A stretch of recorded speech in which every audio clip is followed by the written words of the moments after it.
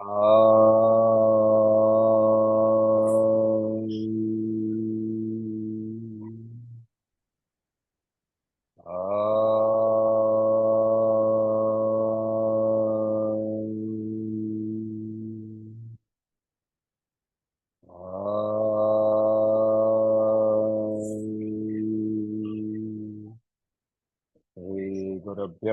नमः हरिः ओम्।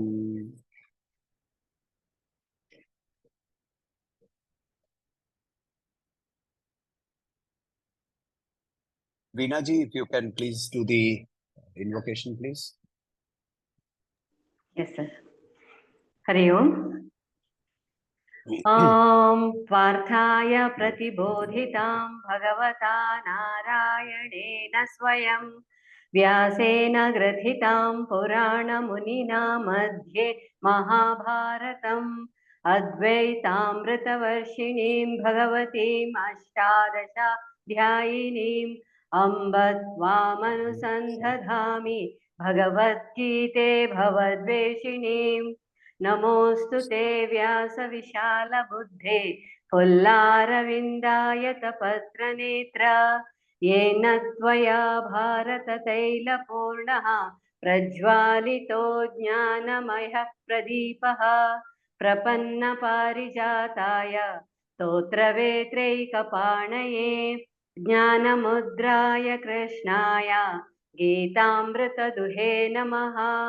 सर्वोपनिषदो गावो दोग्धा गोपालनन्दनः पार्थो वत्स सुधीर्भोक्ता दुग्धं गीतामृतं महत् वसुदेवसुतं देवं कंसचाणूरमर्दनं देवकी परमानन्दं कृष्णं वन्दे जगद्गुरुं भीष्मद्रोणतटा जयद्रथजला गान्धार नीलोत्पला शल्यग्राहवती कृपेण वहनी कर्णेन वेलाकुला अश्वत्थाम विकर्णघोरमकरा दुर्योधनावर्थिनी सोत्तीर्णा खलु पाण्डवैरणनदी कैवर्तक केशवः पाराशर्यवचः सरोजममलं गीतार्थगन्धोत्कटम् नानाख्यानककेसरं हरिकथा सम्बोधनाबोधितं लोके सज्जनषट्पदैरहरः पेपीयमानं मुदा भूयाद् भारतपङ्कजं कलिमल प्रध्वंसिनः श्रेयसे मूकं करोति वाचालं पङ्गुं लङ्घयते गिरिं यत्कृपातमहं वन्दे परमानन्दमाधवम् यं ब्रह्मा वरुणेन्द्र रुद्रमरुत स्तुन्वन्ति दिव्यैस्तवैः वेदैः साङ्गपदक्रमोपनिषदैर्गायन्ति यं सामगाः ध्यानावस्थिततद्गतेन मनसा पश्यन्ति यं योगिनो यस्यान्तं न विदुसुरासुरगणा देवाय तस्मै नमः देवाय तस्मै नमः देवाय तस्मै नमः। Om Paramatmane Namaha. Let us start with verse number 4, chanting of verse number 4. Parthada, will you take that, please? Verse number 4 onwards.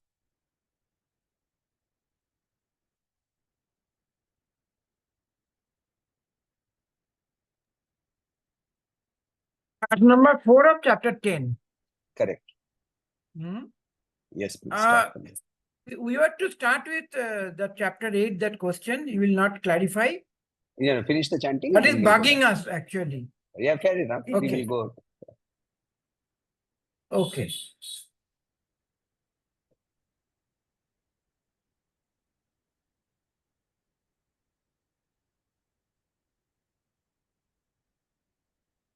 Verse 4, chapter 10.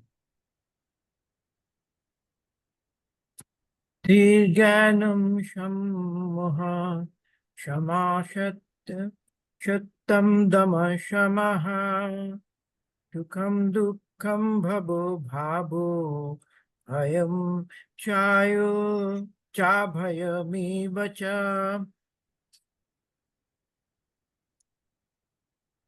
अहिंसां समता तुष्टिस्तपोदानं यशो यशः भवन्ति भावं भूतानां मत्त एव पृथग्विधाः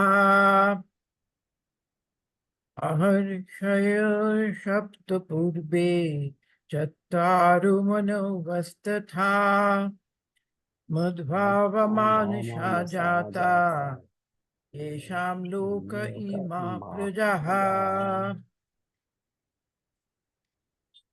एतां विभूतिं योगं च मामो यो वेत्ति चत्वतः चोविकम्पेन योगेन युज्यते नात्र संशयः. Up to 7, up to 9 have to do, no? Yes, we did We up have to started. 8. Yes. Up to 9 we did. I think we've done up to yes. To We've done up 8. to I think 8. 9 We have was done the up to 8. Manan and up to Yes. 8 was the class. We have done up Okay, to up 8. to 8 was a class. Okay, so another one. Yes. Aham Um, Aham Aham sarvasya. Aham Sarvasya Prabhavo Matya Sarvam Pravartate Iti Matva Bhajante Mam Buddha Bhavushamanvitaha. Okay. Now we'll go back to chapter 8. Okay. Chapter 8, Arjuna asks, Kim tad Brahma, Kim Adhyatmam, Kim Karma, Purushottama. So he has asked here, what is Brahma? What is Adhyatma? What is Karma? Adhibhutam Chakim, what is Adhibhutam? What is Proktam Adhidaivam Kimuchyate and Adhidaivam? So he has asked for 5 things. Then he goes on further, he says, Adhiyagyam Katham Kotra Dehesmin Madhusudana. Where is this Adhiyagya? And last question, 6th question, and then 7th question, Prayanakale cha katham gyeyosi nityam niyatapabhihi. So here he is very clearly asking 7 questions. Now, Sri Krishna answers that in a very, very brief way, very beautifully. Aksharam Brahma. That which does not change is Brahma. That which does not decay is Brahma.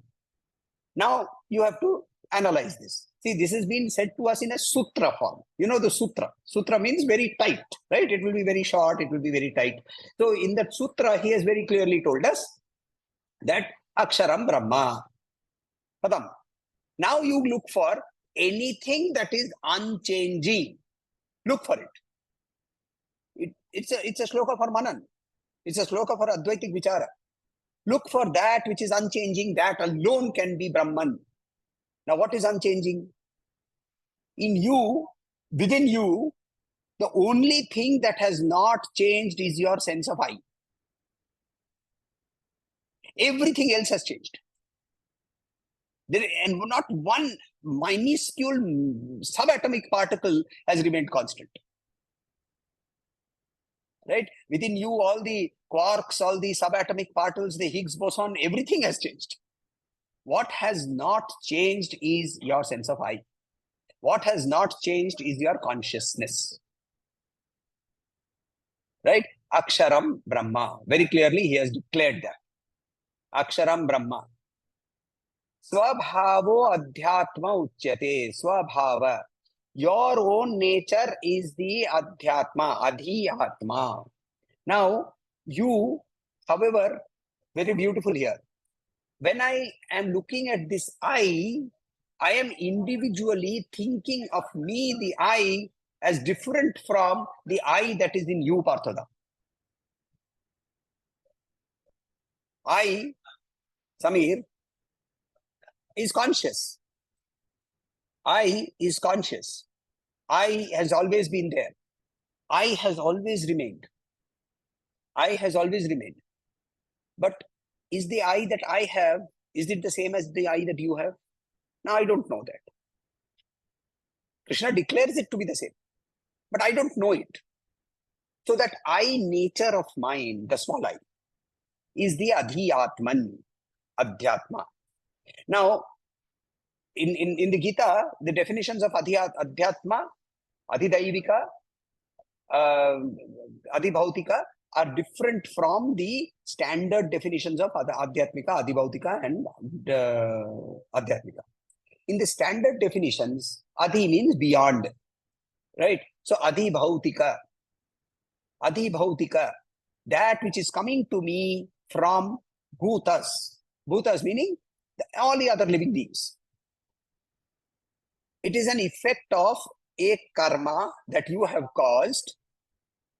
That effect of that karma, you have no ability to trace the cause and effect. So it comes to you and you are impacted by it. But you have no idea that it will come. An example, on the road, main road in front of us, few months back, there was a very peculiar accident. There was this boy who was traveling on a motorcycle without a helmet. And a wasp went into his mouth. And it stung him inside. His throat swelled up. And he fell down. And he died of asphyxiation. He didn't die of the accident. He obviously got injured and all that. But he died of not being able to breathe. Tapa coming to you from living beings around you as an effect of some karma that you have not been able to trace. Anything that is happening to you is an effect, right? Anything that is happening to you is an effect. It is not a cause. So it is an effect. That effect has a cause. You do not know the cause. Such an effect coming to you from other living beings is called a adhibhautika tapa. It's called an adhibhautika tapa in the normal sense. In the Gita, the sense is different. We have to understand that very clearly. Right? Yes, Raghuji. In the beginning of the Taittiriya Upanishad, also a series of adhis are mentioned, which are slightly different. Some of them are the same, and some of them are different. Adi Pragya, Praja, and all that. So, is there a relationship between these two, and why are both of them being? No. They are completely different context. See, again, the Bhagavad Gita has a different context. The standard Nigunta definitions, dictionary definitions of these words are different. And the Upanishadic definitions given in the Taittiriya Upanishad is also different because they are contextually to be understood.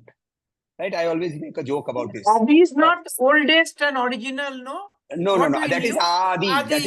That is Adi. This is Adi. This is Adi. Okay. Right? Okay, Similar to Adhika. Right? So now you have understood Adi Bhautika in the Nigunta sense, in the grammar sense. Similarly, there is Adhidaivika. Right? Karma phala affecting not only you but a large mass of people from the forces of nature. Latur had an earthquake. Bhuj had an earthquake. There is a lightning strike on your building.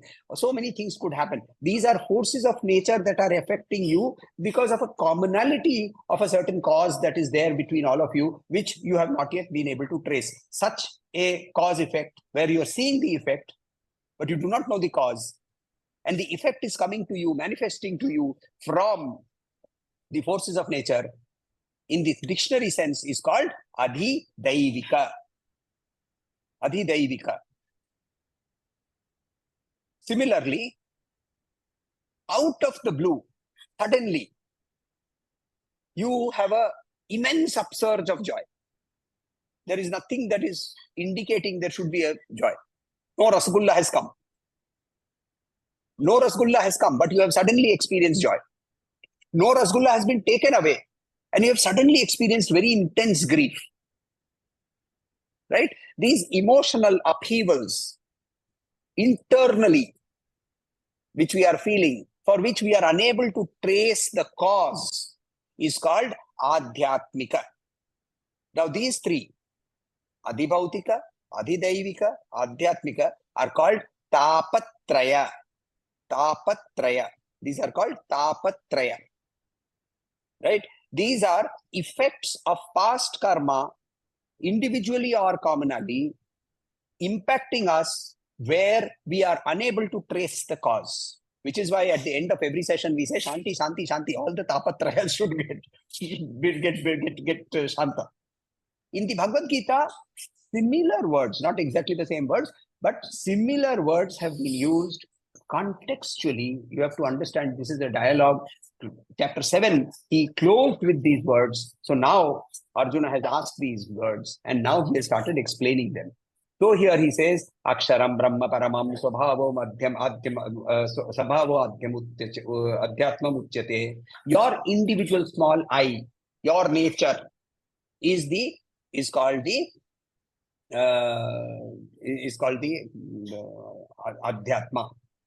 Bhuta Bhava Bhavat Karo. Visarga. Bhuta Bhava Bhavat Karo. That which is causing, arising, and that which ends. That which causes to something to arise and something to dissolve. Visarga is called karma. Right? That which is causing some creation and therefore automatically some dissolution is called karma. Any action that is causing something to be created and something to be dissolved is called karma. It is called karma sanjita, he says. Karma sanjitaha. Then, so he explained three things. Then he goes on in the next shloka, he says, Adhibhutam ksharo bhava. Aksharam is Brahma. Then what is Adhibhutam? That which is going to be kshara is bhuta. So whether it is the body, whether it is the house that you live in, whether the curtains that are falling behind you, the spectacles that you are wearing, the relationships that you have with other human beings, all of these are kshara. They are all called adhibhuta. Right? Now you can clearly see the difference in meaning.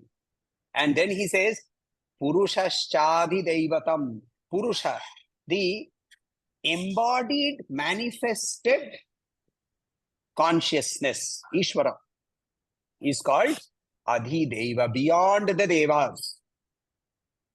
Adhidevatam, beyond the Devas. What is the Devas? Devas are the Indriyas. What is beyond the Indriyas? Consciousness. So he says, Purusha is the Adhideva. And Adhiyagyo Ahemevatra. And what is Adhiyagya? Beyond this consciousness itself, there is this presence of being, Tat, the essence of existence. That is me. I am Adhiyagya. Now, the dualist meaning of this is very different. Huh? So when he says Adhiyagya, it means the person for whom the Yagya should be offered is Sri Krishna. Right? Gurudev very clearly says that that is not the meaning that we should ascribe because we have to look at it very contextually. And here contextually, this is the meaning of, therefore, in this chapter 8, verses 4, 5, 6, he has very clearly explained all of that. And then he explains what happens at the time of death. Very clearly he says what happened. We have understood that. Yes, first Partha and then Raghuji. While looking for this difference, like your question was, how differently it has been used here, which I could not get, which I now got clarified from you. One other idea I got from Gurudev's interpretation is, which I liked actually, which is profound. He says that chapter 7 ended with Arjuna's, Shri Krishna telling Arjuna that at the time of death, you have to remember me. And Arjuna led him to, that is Jnana Vijnana Yoga. Now in 8, Akshara Brahma Yoga, Arjuna starts with clarifying. He is asking Krishna that tell me what is that. So Gurudev says that the knowledge of Arjuna, what he got in chapter 7, 29 and 30, he wants to translate it into wisdom by applying it in his case. And that is so profound. You know, and I got that connectivity. And then he wanted to know how remembering him at the time of death. Now, how can I remember you? You know, at the time of death, he wanted to know. He wanted to have more clarity. So that was really beautiful. Yes, Raghuji.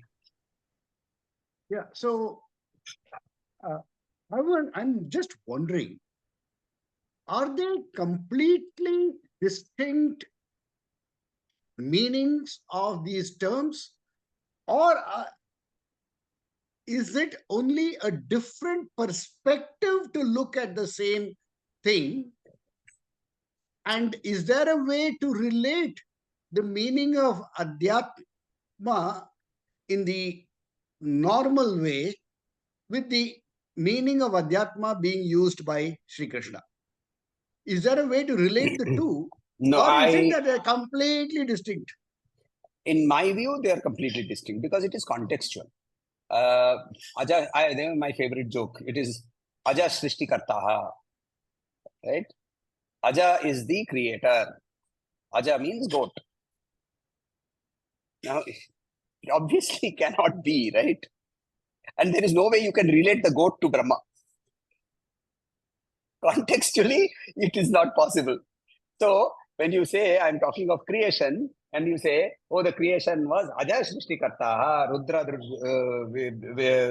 Pralaya Kartaha, right? So, when you say Aja was the Srishti Karta, Rudra was the Pralaya Karta, it cannot be that the goat was creating. So, contextually, Sanskrit or any language, we have to understand that very contextually. So, for that matter, there will be words which are spelt also in the same way in English, but mean completely different things when you are looking at them in a context, right?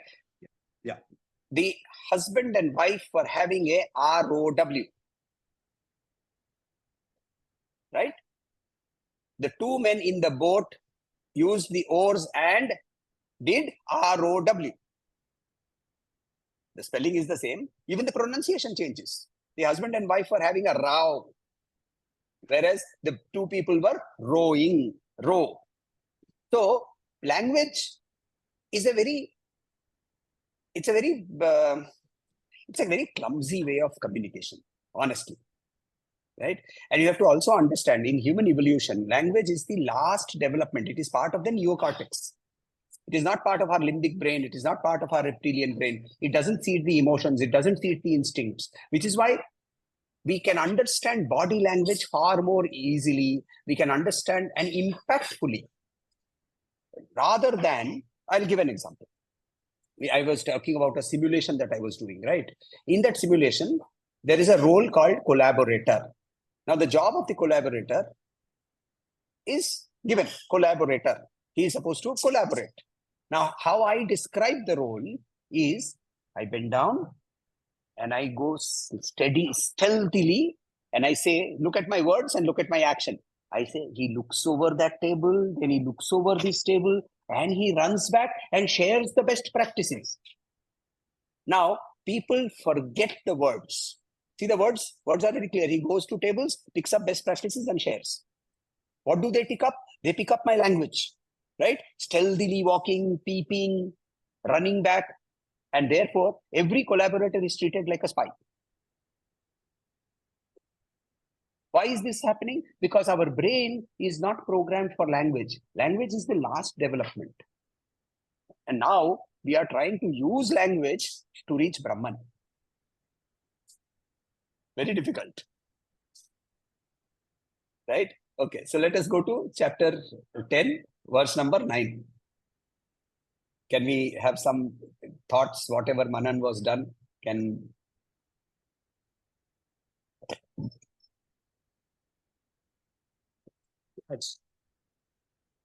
Yes, please start. So in this one, Krishna is describing the characteristics of someone who is a realized soul. You know, his Matchita, his Madgata Prana, that is, his whole mind is concentrated on the Supreme, and his senses are all absorbed in the Supreme. And what does he do? He collaborates with others to speak about the Supreme and discuss about the Supreme, and thereby learn more and get even more progress in the spiritual evolution. He's always speaking about me. Okay. So actually, we see somebody who gets very spiritually evolved, he will start sermonizing all the time. And then the kids will say, why is this guy sermonizing? I even said this about my grandfather when we like to meet around the dinner table, sit down, and my grandfather had studied a lot of the scriptures. He also had gone into this the theosophy way and all that, so he studied that also. So he loved to use these dinner sessions to share some of the insights and all that. And I made a comment that Tata is always giving a lecture. That's it. So,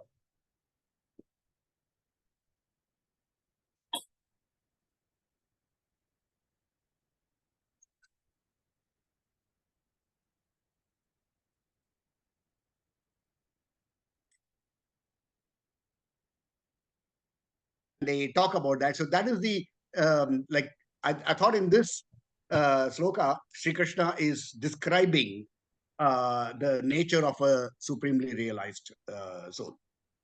okay. Yes, Partha. While going through this particular, sorry, before I say anything, if anybody else wants to talk, please let them talk. I don't want to monopolize this. No, you are not If anybody- monopolizing. Please go ahead. Okay, so the question that comes to my mind in Shloka 8, he said, "I'm the origin of all. From me, all things evolve." Now he's telling, "Your mind fixed on me, your life absorbed in me." You know, I mean, he is the be all and end all. Now, what is the question of Dvaita and Advaita comes here? Now, I love Krishna. I worship him. You say Dvaita. Now, I see Krishna everywhere. Krishna is Brahman. And finally, beyond my body, mind, intellect, same Brahman, Krishna. Where is that Dvaita thing comes? It is all in all one. So that question is bugging me.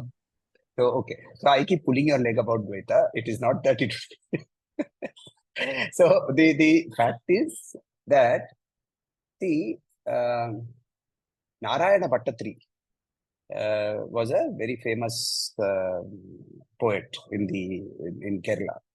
He was a devotee of Guru Vairappan, and he was suffering from leprosy.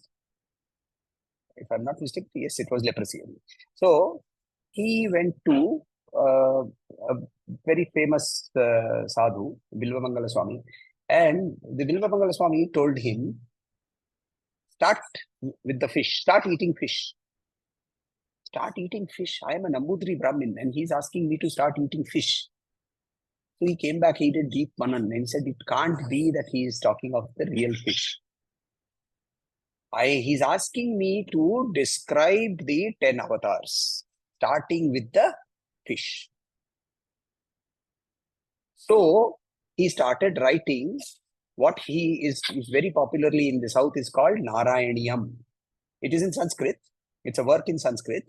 It is an abridged version of the Srimad Bhagavad Puran. It is an abridged version.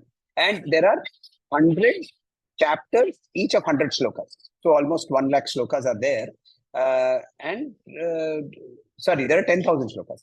So, and these are all broken up into groups of 10. They are called dashakams. And by the time he finished writing the last one, his leprosy had vanished. And therefore, a lot of people in the South, they recite Narayaniyam as a means to overcome bodily disturbance. While he was doing this in his devotion, he used to experience Krishna coming and eating at his house. So every day in the Bala form, Guru Vairappan would come, Krishna would come, and he would feed. And Krishna would feed him, he would feed Krishna, they would have fun, and then Krishna would go back to the temple. So one day, Krishna was late. So he was waiting there, and then he kept looking, you know, how we wait, we'll go to the door, we'll look at the window. So he kept doing that. And then suddenly, after almost 2 hours or so, he came, and this Narayana Bhattatri started scolding. You know, I am an old man. You know, I am suffering from leprosy. You know that I have all these problems. You are keeping me waiting for such a long time. So I know you are a very naughty person, but this is not fair. So then Balagopal says that actually at the end of the street, there is this family. They were also calling me, so I had to go there. So he says, but you, though they are Shudras. They are Shudras. They are untouchables. Why did you go there? So he said, oh, is that so? Come, let me show you something. And Narayan Bhattatri was held by his hand and he was taken outside to the door. And he looked around and he said, Sarvam Krishnam Mayam Jagata. Every leaf, every tree, the road, the cows, the temple, everything is Krishna. Everything is Krishna. Now there is only one, right? So now whether you call that one Brahman or whether you call that one Krishna, is irrelevant. Because even the word Brahman is something that we have created. Brahman does not call himself and say, oh, who are you? I am Brahman. That only people on the phone will tell me. Right? Brahman does not come to you and say, I am Brahman. We have given the name. Brihati iti Brahmana. That which has expanded is therefore Brahman. Prahlad's view. Prahlad is my role model. Prahlad's view is what? He says, Sarvam Vishnumayam Jagat. Is he existing in this pillar? Of course he is existing in the pillar. Also in the gada that you will use to break the pillar. That also is Vishnu. And when even Lakshmi is afraid of him, when he's roaring, blood dripping from his nails, mouth dripping with blood, mucus all over the body, entrails garlanding him, and intoxicated with that blood, he's roaring. And his roars are literally shaking the three universes, three worlds. And the Saptarishis are bowing down and trying to calm him from distance. They don't have the courage to go there. And they turn to Mother Lakshmi and says, Ma, please go. Calm him down. She says, no, I have never seen my Lord like this. I can't go there. And with no hesitation, Prahlad goes, because for him, everything is Vishnu.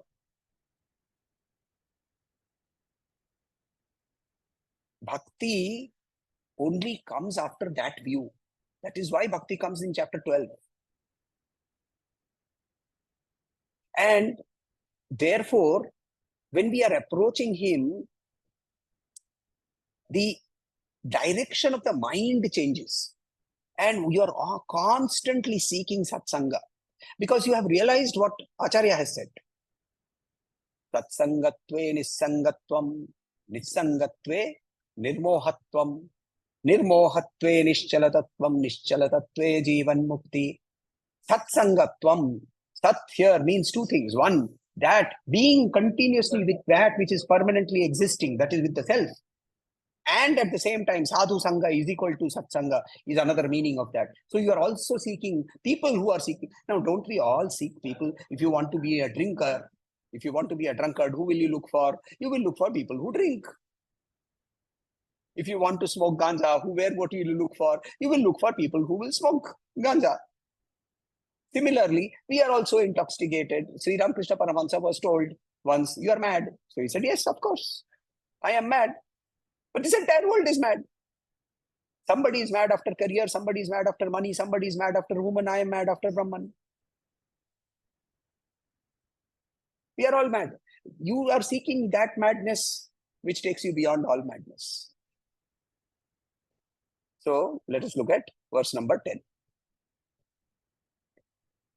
Tesham satata yuktanam, tesham satata yuktanam, bhajatam priti purvakam, bhajatam priti purvakam, tesham satata yuktanam, bhajatam priti purvakam, dadami buddhi yogam tam, dadami buddhi yogam tam, yena mamupayanti te, yena mamupayanti te, dadami buddhi yogam tam, yena mamupayanti te, tesham satata yuktanam, Bhajatam pratriti purvakam dadami buddhi yogam tam yena mamupayanti te tesham. To such people who are constantly talking about me, satata yuktanam, with satata, ever, constantly, yuktanam, being joined, being steadfast, yuktanam, bhajatam, those who are doing this bhajan. Remember, we have seen in bhajan, we have seen that kirtana, right? Satatam kirtayanto mam, he says in chapter 9, in chapter 9. He says, Satatam kirtayanto mam. What is kirtanam? Kirtanam is to, what is kirtanam? Sing the praise. Seeing the glory of Lord. Very good. So Krishna is saying, please keep on singing the glory of the Lord. Why? Because if you don't sing my glory, I will not be happy. No. Right? And you have to sing it very loudly, right? With a lot of noise. Doom, doom, doom, doom, doom, jang, jang, jang, jang, jang. Right? And you have to do all that. Then only I will be happy. I am waiting for your certificate. What is Satatam Kirtayanto? Satatam Kirtayanto means to be constantly in a state of life itself, which is reflecting the glory of Brahman. That is Satata Yuktam. That also, here in the same sense, he is using the words Satata Yuktanam, Satata Kirtayantam, Satata Yuktanam. Constantly, meaning my every state of being, when I'm sleeping, when I'm waking, when I'm eating, when I am drinking, I am joyous. I am reflecting that which is Ananda. Being in my presence makes this entire universe joyous. Such a person is the person he is describing right now.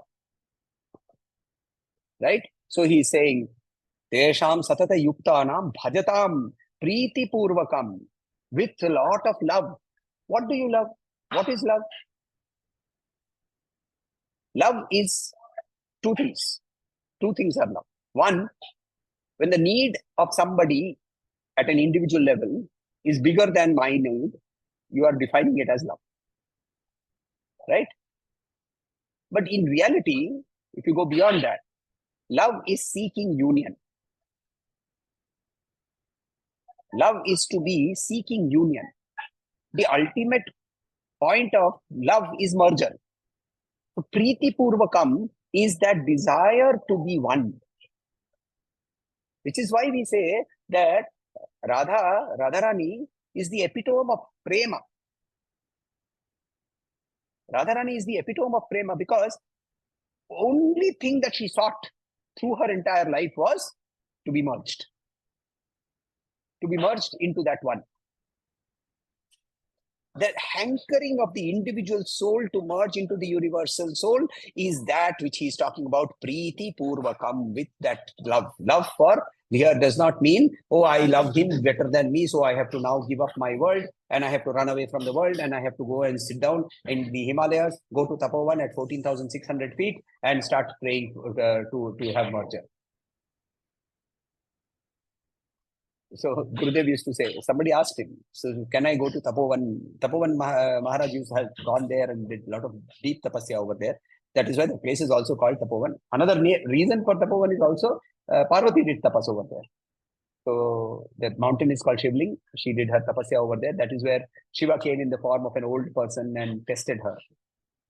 So it's a meadow. The meadow has, it's a beautiful meadow. So Tapovan, so somebody being inspired by Tapovan Maharaj is going to Tapovan and doing tapasya over there, goes even to Gurudev and said, so should we go there and should I go there and do tapasya? He said, yes, as long as you can leave your mind behind here. Taking your body there and leaving and carrying the mind also along with it. Deeply embedded in all the rasgullas that you are carrying has no sense. It doesn't matter where you are. If you can get rid of the rasgullas here now, then this is Tapovan. You have started your tapas. So, he says, to such a person, what will I do? I will dadami, I will give. Buddhi yogam, I will give divine knowledge. I will give special discrimination. I will give what is it called in the Advaitic theory? What do we call it? Atma Anatma Bheda, right? Atma Anatma Bheda. What is Atman? What is Anatman? Understanding the difference between these two, that is called discrimination. That discrimination will come automatically. Where will it come from? It will come from the consciousness. It will come from. Therefore, he says, I will give. When he says, I will give, it is not some, he will raise his hand and some rays will come and suddenly the light will come here and a bulb, in this, the Tom and Jerry comics, there will be a bulb and that invention or idea will come. Nothing of that sort is happening. Internally, that discrimination, polishing, right? And that polishing, we started with verse number 4. What is verse number 4 talking about? Verse number 4 is talking about buddhi, jnana, asammoha, kshama, satyam, dama, kshama. He is talking of all the qualities. These qualities, as we develop those qualities, the polishing happens. Buddhi yogam. He says buddhi yogam. Automatically, that knowledge will appear. Tam yena mama upayanti. Mama, to me, upayanti, they come to me. And then, therefore, the merger happens. Therefore, the merger happens. So, then to move on to verse number 11.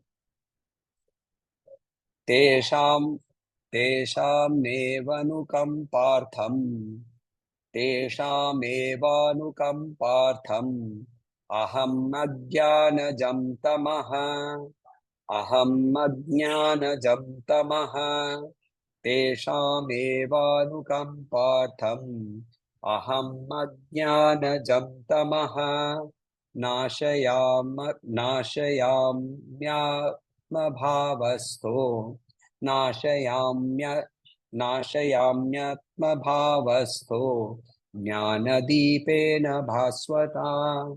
Jnanadipena bhaswata. Nashayamyatma bhavasto. Jnanadipena bhaswata. Tesham evanukam partham. Aham ajnanajam tamaha. Nashayamyatma bhavasto. Jnanadipena bhaswata. Bhaswata. The verse is almost similar to the earlier verse, right? Basically, I'll come back to you, Prabhuji. Basically, he is saying, anukampartham, out of compassion, right? Here he says, what is this compassion? Where is this compassion coming from? What is this compassion? Any ideas, any thoughts? Okay, let me just explain the word meanings first. Tesham, for them, eva, only, anukampartham. Anukampa means multiple meanings, but anukampa means pity. Anukampa also means compassion. Anukampa means grace. So, what is this anukampartham? What does it mean? Yes, please.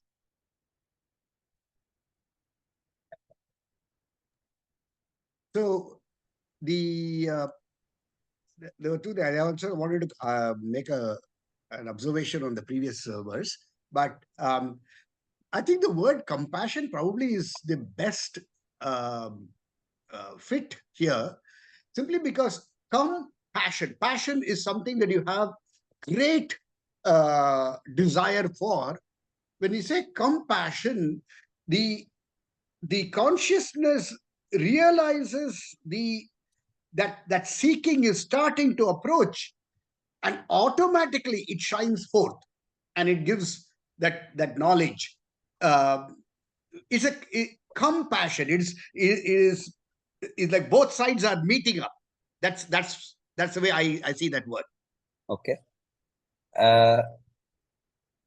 See, this is again, yes, Patura. I think here compassion is used just to denote love.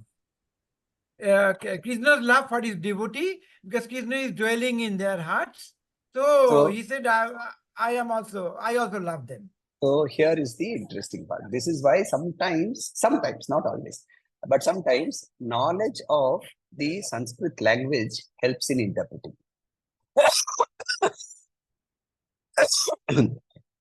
Anukampa, multiple meanings. Compassion, pity, sympathy. One interesting meaning is meeting of two people is called Anukampa. Meeting of two people. So here he is saying, because that individuality is no longer there, they have merged, the darkness vanishes. Anukampartham, no grace, no compassion, no pity, no sympathy, no love. It is just the fact that the two that I was thinking of, right? You and I, that is no longer there. The merger has happened. Anukampa.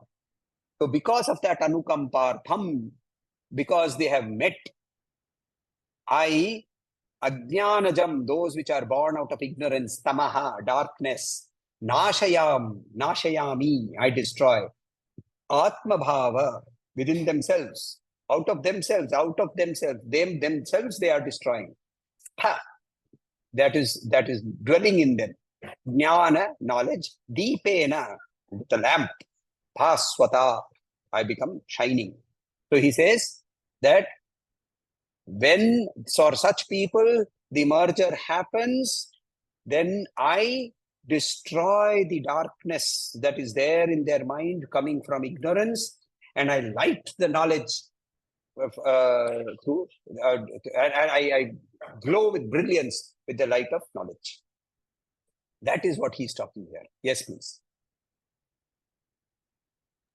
This brings me to the observation which I had in the previous verse, which is, while the Dvaita path, the Vishishta Advaita path, and Advaita, all when taken to the limit will help one achieve moksha. Okay? The more I think about this, I find that it is the Advaita path that can explain why that all three paths will lead, while the Dvaita path cannot explain why that will happen. Is my look at this, because sometimes I in science also we come across these theories, and there is this grander theory, and while the lower theory will still explain the observation, is the grander theory that kind of unifies everything and makes sense of the whole. So you're right, which is why I keep telling this, that Shankaracharya came, then he realized that these idiots haven't understood anything. So he had to dilute it. So he came in the form of Ramanujacharya. Same divine consciousness came in the form of, first he came in the form of Buddha. Correct? And he explained the concept of how to get out very easily. We took that concept and we murdered it. So he came back as Shankaracharya, replaced that with Advaita, and brought back the concept of Brahman. Then we couldn't understand it, so he came and said, okay, don't worry about this. That also didn't work. Then he came as Dvaita. Even that didn't work. So he came down as Chaitanya Mahaprabhu and said, okay, you don't do anything. You just go and sit down and do Hare Krishna, Hare Krishna. That will take you somewhere. Right? The whole point is, all paths ultimately will lead to that particular end that we are talking of. Sri Ramakrishna Paramahansa tested individually in his own life, tested each one of these paths through his own tapasya. And then he came up with this beautiful saying in Bengali. He says, Jato path, tato mat. How many roads are there? That many. How many minds or methods are there? That many paths are there, but they are all leading to the same goal. Right? They are all leading to the same goal. So here, what he is very clearly saying in verse number 11, he has declared that the consciousness will ultimately take us to this point. Now we go to the verse number 12, about 12 and 13. I won't explain very deeply, because this is a beautiful, it's actually from 12 to another few 5-6 verses. This is the first time Arjuna will have a fairly long dialogue. He is otherwise normally speaks in one shloka or two shlokas. Here in chapter 10, he has a series of about 7, 8 shlokas that he will 6 or 7 shlokas that he will speak, and the first 2 shlokas are a beautiful eulogy. So now look at the words that Arjuna is using as compared to the words that he was using when he was in chapter 1. Now he is talking. Arjuna uvacha paramam brahma param dhama pavitram paramam bhavan param brahma param dhama pavitram paramam bhavan purusham shashvatam divyam adidevam ajam vibhum purusham shashvatam divyam adidevam ajam vibhum paramam brahma param dhama pavitram paramam bhavan purusham shashvatam divyam आदिदेवमजं विभुम आहुस्त्वं ऋषयः सर्वे देवर्षिर्नारदस्तथा आहुस्त्वं ऋषयः सर्वे देवर्षिर्नारदस्तथा असितो देवलो व्यासः स्वयं चैव ब्रवीषि मे असितो देवलो व्यासः स्वयं चैव ब्रवीषि मे आहुस्त्वमर्षयः सर्वे देवर्षिर्नारदस्तथा असितो देवलो व्यासः स्वयं चैव ब्रवीषि मे.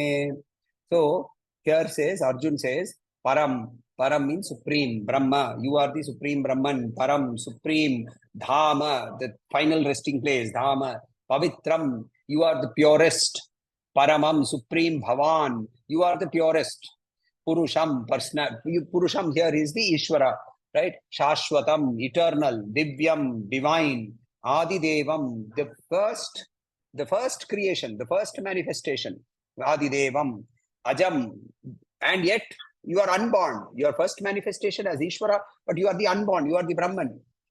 Vibhum, great, right? Vibhum, which is from where the word Vibhuti, the greatness, also comes. Vibhum, Ahu, they declare, right? They declare. Ahu, Tvam, you, Rishaya, the sages, Sarve, all of the sages. Deva Rishi Naradaha, Narad the Devarshi, Rishi of the Devas, he also declares Tatha. Also, Asita, Asit is one of the Rishis. I will tell the stories of these Rishis later. Devala, another Rishi, Devala, Vyasa, we already know Vyasa. Swayam, personally, and even Bravishi, you are also declaring the same to me. So, here is the glorification, the glory of Arjuna. Arjuna's entire whole character has changed. And now he is looking at Brahman and he is looking at the manifestation of Ishvara and he is taking that and he started glorifying. We will end over here. We will go through the rest of Arjuna's questions, statements and questions in one go in the next class. And then we will start off with what Krishna replies.